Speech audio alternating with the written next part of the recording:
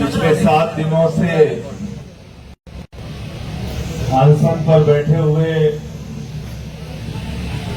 सोनम वांगचुक जी को मैं नमन करता हूं, उनकी बहादुरी को, उनकी तपस्या को।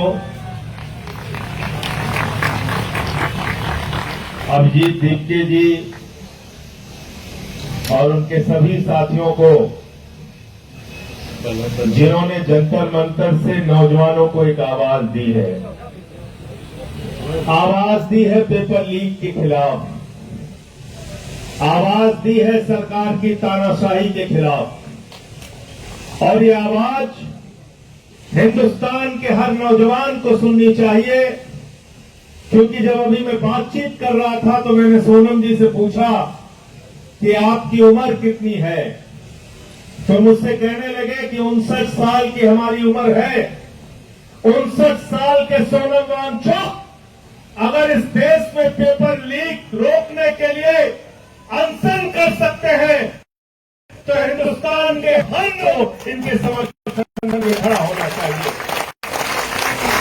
खड़ा होना चाहिए इनके समर्थन में। इसलिए कि पीर पर्वत बन चुकी है, अब पिघलनी चाहिए। फिर हिमालय से कोई गंगा निकलनी चाहिए। सिर्फ हंगामा खड़ा करना मेरा मकसद नहीं, मेरी कोशिश है कि ये सूरज बदलनी चाहिए। और मेरे सीने में नहीं, मेरे सीने में नहीं तो तेरे सीने में सही हो कहीं भी आग, लेकिन आग जलनी चाहिए। बिल्कुल ठीक कहा हमारे दोस्त जॉन ब्रिटास जी ने। ये देश आजाद कैसे हुआ? आंदोलन की बदौलत आजाद हुआ। इस देश से 190 साल का अंग्रेजों का शासन कैसे गया? राष्ट्रपिता महात्मा गांधी के आंदोलन से गया, नेताजी सुभाष चंद्र बोस के आंदोलन से गया, शहीद आजम भगत सिंह की कुर्बानी से गया, शहीद सुखदेव, शहीद राजगुरु, शहीद अशफाकुल्ला, शहीद रोशन सिंह, शहीद राजेंद्र लड़ी और 16 साल के खुदीराम बोस ने जब फांसी के फंदे को चूमा तब मुल्क आजाद हुआ। ये मुल्क उन लोगों की बदौलत याद नहीं, याद रखना, उन लोगों की बदौलत, उन लोगों की बदौलत ये मुल्क आजाद नहीं हुआ जो उस जमाने में अंग्रेजों की दलाली कर रहे थे। नाम ले लूंगा तो मुश्किल हो जाएगी, नाम ले लूंगा तो मुश्किल हो जाएगी। सदन में मुझसे कहने लगा वंदे मातरम पे बहस करो। मैंने कहा प्याई मानो, 4 लोगों का नाम बताओ जो वंदे मातरम लगा के तुम्हारे पुरखे जेल गए थे। 4 के नाम बताओ। वंदे मातरम की बात करते हो, भारत माता की जय की बात करते हो, तुम लोग बात करते हो जिन्होंने अपने मुख्यालय पे 52 साल तक भारत माता का तिरंगा झंडा नहीं फहराया, उनसे कोई देशभक्ति का प्रमाण पत्र नहीं चाहिए। मुझे बहुत अफसोस है कि देश के शिक्षा मंत्री ने हमारे नौजवानों को देशद्रोही कहा। मुझे बहुत अफसोस और पीड़ा है कि इन नौजवानों को अपमानित करने का काम किया गया जो जंतर मंतर से अपनी आवाज लगा रहे हैं। मैं भारत के प्रधानमंत्री नरेंद्र मोदी और देश के शिक्षा मंत्री से कहना चाहता हूं, ये अपने हक के लिए यहां पर है, पेपर लीक को रोकने के लिए यहां पे है, और पेपर लीक पूरे हिंदुस्तान में रुकवा कर दम लेंगे। ये इनकी लड़ाई उस बात के लिए है। तुम इनको देशद्रोही कह रहे हो? जो भी अपने लिए खड़ा होता है, अपने लिए आवाज उठाता है, वो देशद्रोही हो जाता है। किसान आएगा काले कानून के खिलाफ तो कहोगे किसान खालिस्तानी है, पाकिस्तानी है, देशद्रोही है। नौजवान आएगा पेपर लीक के खिलाफ तो उसको कहोगे देशद्रोही है, देशद्रोही है। मैं तो भाजपाइयों के बारे में कहता हूं जितना पाकिस्तानी पाकिस्तान का नाम नहीं लेते उससे ज्यादा भाजपा ही पाकिस्तान का नाम लेते हैं। लेते नहीं लेते बताओ, लेते हैं कि नहीं लेते? देश से प्यार क्या होता है वो सोनम वांगचुक से आके सीखो और जीत जीत के से आके सीखो। क्या होता है देश से प्यार? यहाँ पे जो नौजवान है उनसे आके सीखो, उनसे आके सीखो, थोड़ी शिक्षा तुम्हारी भी बढ़ेगी। लेकिन सीखोगे कैसे? तुम तो दूसरा काम सीखने में लगे हो, दूसरा काम सीखने में लगे हो, स्कूल लूट रहे हो, या नौजवानों को 2 वक्त की खाने की रोटी नहीं मिल रही है, लेकिन तुम लोग स्कूल खा रहे हो, अस्पताल खा रहे हो, सड़क खा रहे हो, बिजली खा रहे हो, पानी खा रहे हो, हवाई जहाज खा रहे हो, समुद्री तट खा रहे हो, गैस खा रहे हो, कोयला खा रहे हो, पेपर खा रहे हो, और तो और प्रभु श्री राम का मंदिर भी खा रहे हो।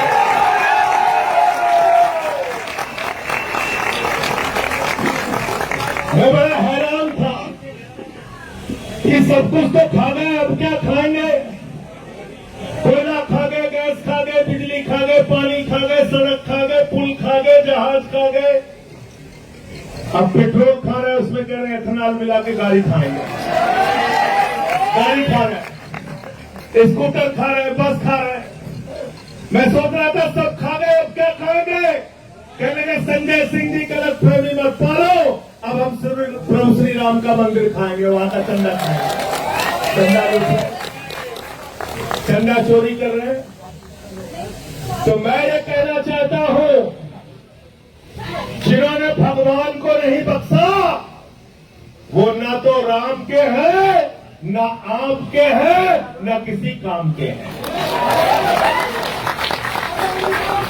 गलत तो नहीं कह रहा हूं? प्रधानमंत्री जी हर 15 दिन पे बात करने आ जाते हैं। क्या कहते हैं? मन की बात। परीक्षा ऐसे देना बच्चों, हाई स्कूल में ऐसे पढ़ना, इंटर में ऐसे पढ़ना, सुबह उठ के ऐसे जाना, रात में ऐसे याद करना। कई लोग रोने लगते हैं, कहते कितने बढ़िया प्रधानमंत्री, बताओ बच्चों को परीक्षा पे चर्चा कर रहे हैं, परीक्षा पे चर्चा कर रहे हैं। 93 पेपर लीक हो गए हिंदुस्तान में।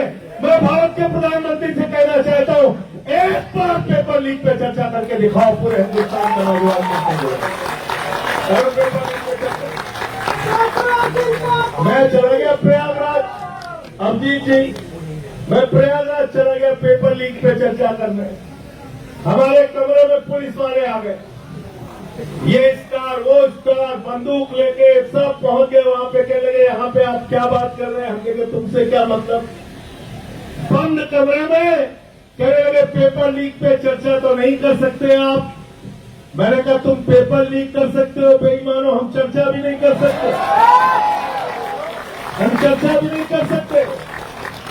तो मैंने पेपर लीक पे चर्चा किया वहां पे, और जो पेपर लीक पूरे हिंदुस्तान में हुआ है, तो हमसे कई बार लोग पूछते हैं कि आप लोग बीजेपी वालों को क्यों दोषी ठहराते हैं, मोदी जी को क्यों दोषी ठहराते हैं, शिक्षा मंत्री को क्यों दोषी ठहराते हैं? अरे सरकार का क्या लेना देना पेपर से? तो मैं उनसे कहता हूं, जितने पेपर लीक करने वाले हैं ये सारे के सारे चंदा चोर पार्टी से जुड़े हुए लोग हैं, भारतीय जनता पार्टी से जुड़े हुए लोग। गलत तो नहीं कह रहा हूं? गलत तो नहीं कह रहा हूं? कहते कैसे पता किया? हमने कहा बेईमानों, नीट का पेपर लीक जब हुआ था पहली बार, तुमने जिन लोगों को गिरफ्तार किया था वो सब के सब बरी हो गए। कैसे बरी हो गए? पता चला सीबीआई ने समय पे चार्जशीट नहीं दाखिल की थी। गलत तो नहीं बोल रहा हूं? गलत तो नहीं बोल रहा हूं? बताओ अगर प्रधानमंत्री शामिल नहीं है, बताओ अगर इनकी पार्टी शामिल नहीं है, तो प्रधानमंत्री के नीचे काम करने वाली सीबीआई ने पेपर लीक के माफियाओं के खिलाफ समय पे चार्जशीट दाखिल क्यों नहीं की? उनको सजा क्यों नहीं दिलाई आज तक? बताओ जरा हमको सारी सवाल का जवाब दो। इनसे जरा सावधान रहना। ये आपके आंदोलन को कमजोर करने की तरह तरह की कोशिश करेंगे। मैं देखता हूं यहां पे भी कुछ लोग आ जाते हैं अंधभक्त। आते नहीं आते हैं बीच में उलझाने के लिए, हिंदू मुसलमान करने के लिए। कहते हैं कि नहीं कहते हैं? उनसे ये कहना, जितने स्कूल बंद हुए हिंदुस्तान में, 1 लाख सरकारी स्कूल बंद हुए। 1 लाख सरकारी स्कूल। कौन पढ़ता है सरकारी स्कूलों में? गरीब का बच्चा, पिछड़े का बच्चा, दलित का बच्चा। 1 लाख सरकारी स्कूल हिंदुस्तान में बंद हो गए। 1,20,000 सरकारी स्कूल हिंदुस्तान में है, जिसमें सिर्फ एक टीचर काम करती है। 90,000 सरकारी स्कूल हिंदुस्तान में ऐसे हैं जिसमें बच्चियों के लिए टॉयलेट का इंतजाम नहीं है। इस देश में हजारों लाखों सरकारी स्कूल ऐसे हैं जहां पे मिड डे मील में बच्चों को नमक रोटी खाने के लिए दी जाती है। उनके चावल में कीड़े पड़ जाते हैं। मैं पूछना चाहता हूं, हिंदुस्तान के अंदर लोगों को बांटने वाले लोगों, बताओ, जो नारा लगाते हो जिस हिंदू का खून न खोला, इन बच्चों के स्कूल बंद होने पर तुम्हारा खून क्यों नहीं खोलता? क्यों नहीं तुम सड़कों पे आते हो पेपर लीक के सवाल पे? और जंतर मंतर पे समर्थन करने के लिए आओ और इनका साथ दो नौजवानों का। और 20 तारीख से संसद शुरू होने जा रही है। मैं आज इस जंतर मंतर से देश के प्रधानमंत्री को कहना चाहता हूं, जो सोनम वांगचुक का मुद्दा है, अभिजीत डुबके का मुद्दा है, हिंदुस्तान के करोड़ों नौजवानों का मुद्दा है, उस मुद्दे का समाधान जल्दी से कर दो, वरना 20 के बाद देश की संसद को चलने नहीं देंगे। आपके खिलाफ लड़ाई लड़ने का काम करेंगे। और विकास जानते हैं, हम तो ऐसे ही बदनाम है। ये लोग 3 काला कानून लेके आए थे, मैंने माइक तोड़ दिया। जिस माइक से वो काला कानून पास करने जा रहे थे, मैंने माइक तोड़ दिया। मुझे उठा के सस्पेंड कर दिया। भाजपा नाराज हो गए, कहने लगे देखिए संजय सिंह ने माइक तोड़ दिया, माइक तोड़ दिया, माइक तोड़ दिया। मैंने कहा बेईमानो, तुमने किसानों की हड्डियां तोड़ी है, मैंने तो सिर्फ माइक तोड़ा। ये काला कानून वापस नहीं माने हमारी बात। 1 साल तक आंदोलन चला और 1 साल के बाद भारत के प्रधानमंत्री सामने आए, कहने लगे हमारी तपस्या मिटा नहीं। एक तो इतना रोंधा प्रधानमंत्री आज तक दुनिया के किसी देश में नहीं हुआ। हर बात पे बेचारा रोने लगता है। कोरोना में लोग मर जाएंगे, उसके बाद रोने लगेगा आके। हर बात पे रोने लगता है प्रधानमंत्री हमारा। ऐसा प्रधानमंत्री है, चुनाव में गए उत्तर प्रदेश में, कहने लगे उत्तर प्रदेश के लोगों, भारतीय जनता पार्टी को वोट दे दो। लोगों ने पूछा साहब क्यों वोट दे दें? बोले तुम्हें कोई चिंता करने की जरूरत नहीं। बोले साहब क्या क्या करोगे? तो देश का प्रधानमंत्री क्या कहता है, जरा ध्यान से सुनना। भारत का प्रधानमंत्री उत्तर प्रदेश में स्कूल बनाने के लिए नहीं कहता, अस्पताल बनाने के लिए नहीं कहता, सड़क बनाने के लिए नहीं कहता, रोजगार देने के लिए नहीं कहता, फैक्ट्री लगाने के लिए नहीं कहता, पेपर लीक रोकने के लिए नहीं कहता। देश का प्रधानमंत्री कहता है भाइयों और बहनों, जरा हमको बताओ, अगर गांव-गांव में कब्रिस्तान है तो शमशान होना चाहिए।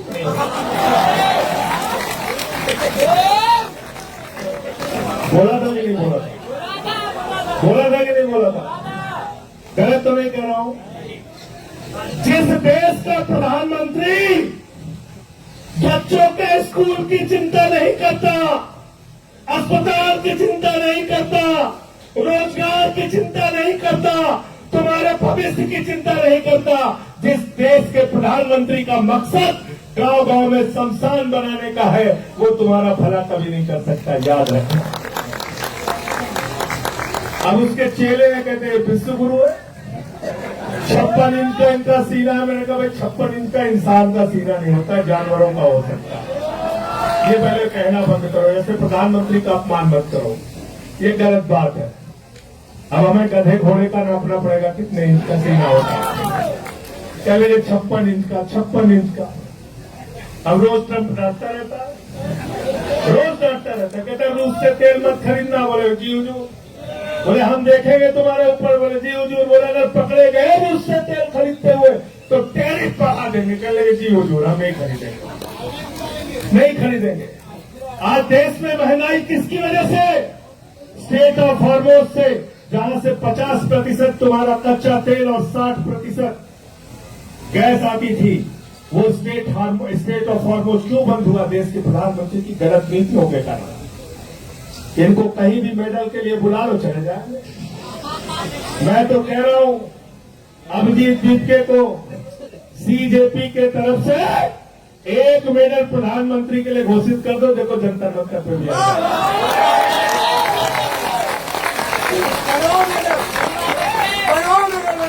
घोषित कर दो 1 मेडल। पेपर लीक मेडल, कोई भी नाम रख दो, आ जाएंगे लेने के लिए। अभी कहीं गए थे, कौन से देश में गए थे? सेशल्स में गए थे। 1,15,000 की आबादी है वहां पे। उसी दिन उसको उन्होंने मेडल बनाया, उसी दिन पहना दिया, प्रधानमंत्री चले आए। इजराइल चले गए 3 दिन पहले युद्ध के। तो भारत के प्रधानमंत्री, उनको पूरी दुनिया में घूम घूम के चिंता है। देश में हिंदू मुसलमान करके लोगों को बांटने की चिंता है। देश के अंदर नफरत फैला के अपने वोट की राजनीति करने की चिंता है। लेकिन पेपर लीक कैसे खत्म हो, इस बात की चिंता अगर प्रधानमंत्री को नहीं है तो मैं पूरे देश के नौजवानों को आह्वान करना चाहता हूं फिर से एक बार कि एक तरफ 59 साल के हमारे सोनम वांगचुक हैं और दूसरी तरफ हमारा ये भाई, ये नौजवान साथी अभिजीत के हैं। इनके कंधे से कंधा मिलाने के लिए आओ। हमारा ये रंगा भाई है, इनके साथ दो। हमारे एक जितने भी साथी हैं इस जंतर मंतर के आंदोलन में, मैं सर झुका के आप सबको नमन करता हूं, आपके हौसले को नमन करता हूं और यकीन दिलाना चाहता हूं कि सिर्फ बातों में यकीन मत रखना। यहाँ पे बहुत सारे लोग आएंगे, बोलेंगे और चले जाएंगे, लेकिन हम आपके लिए करते क्या है उसके ऊपर पूरी नजर रखना। अगर संसद चली और हमारी और जॉन विकास की आवाज वहां पर सुनाई नहीं दी तो सवाल हमसे भी करना। और जो लोग आके यहाँ पर बड़ी बड़ी बातें करेंगे, सवाल उनसे भी करना, सवाल उनसे भी करना। वो शख्सियत आपके बीच में है सोनम वांगचुक जी, जिन्होंने लद्दाख के अधिकारों के लिए लड़ाई लड़ी। हम लोगों की फोन पर उस समय कई बार बातें होती थी। 16 दिन का अनशन इन्होंने किया, 21 दिन का अनशन इन्होंने किया, कई 100 किलोमीटर की पद यात्रा इन्होंने की।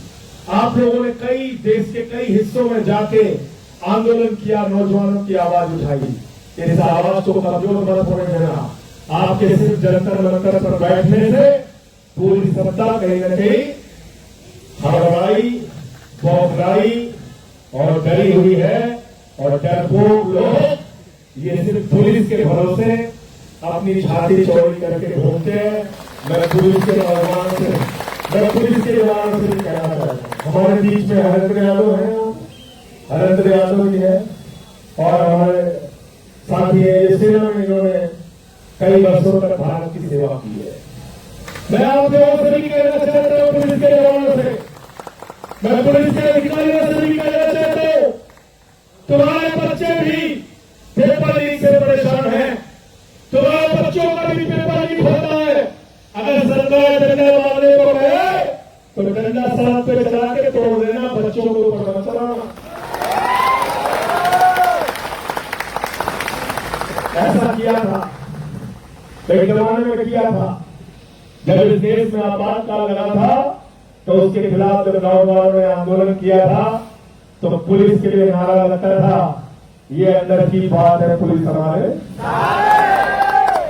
तो इसलिए आप लोगों को फिर से एक बार आपके आंदोलन को हृदय की गहराइयों से बधाई देते हुए, आपके आंदोलन को नमन करते हुए, इस भरोसे के साथ कि इस सरकार को आपके आगे झुकना पड़ेगा, आपकी बात, आपकी मांगों को मानना पड़ेगा, मैं अपनी बात को यहीं पे समाप्त करता हूं और चंदा चोरों के लिए एक लाइन कह के अपनी बात को खत्म करूंगा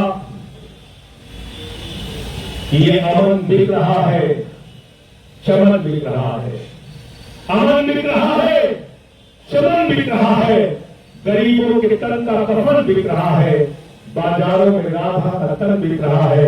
यारो बुरा न मानो तो कह दो, इन बेईमानों के हाथों वतन बिक रहा है, इन बेईमानों के हाथों वतन बिक रहा है।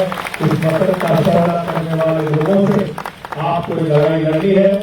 और पीछे से तो ये जीत की भी बात कर रहे थे, जीत कह के अपनी बात कर रहे थे। आप भी साथ देंगे ना हमारा? रुके न जो, रुके न जो, झुके न जो, दबे न जो, मिटे न जो, हम वो इंकलाब है, जुल्म का जवाब है, हर शहीद का गरीब का हम तो बाब है। रुके न जो, रुके न जो, झुके न जो, दबे न जो, मिटे न जो, हम वो इंकलाब है, जुल्म का जवाब है, शहीद का गरीब का हम तो बाब है। झुके न जो, झुके न जो, जी रहे प्यार जग में जी सके, प्यार जग में जी सके, प्यार जग में जी सके। आदमी का खून कोई आदमी न पी सके, आदमी न पी सके, आदमी न पी सके। मालिकों मजदूर के, नौकरों मजदूर के, फर्क को मिटाएंगे, समानता को लाएंगे। रुके न जो, रुके न जो, रुके न जो, दबे न जो, मिटे न जो, हम वो इंकलाब है, जुल्म का जवाब है, हर शहीद का गरीब का हम ही तो बाब है। रुके न जो, रुके न जो, मांगते नहीं फर्क हिंदू मुसलमान का, हिंदू मुसलमान का, हिंदू मुसलमान का। जानते हैं इंसान से इंसान, इंसान से इंसान, इंसान से इंसान का। जाति के धर्म के, भाषा और देश के द्वंद्व को मिटाएंगे, समानता को लाएंगे। रुके न जो, हाथ ऊपर, रुके न जो, झुके न जो, दबे न जो, मिटे न जो, हम वो इंकलाब जुल्म का जवाब है, हर शहीद का गरीब का हम ही तो बाब है। रुके न जो, रुके न जो, झुके न जो, दबे न जो, मिटे न जो, हम वो बाब है, जुल्म का जवाब है, हर शहीद का गरीब का हम ही तो बाब है। रुके न जो, भारत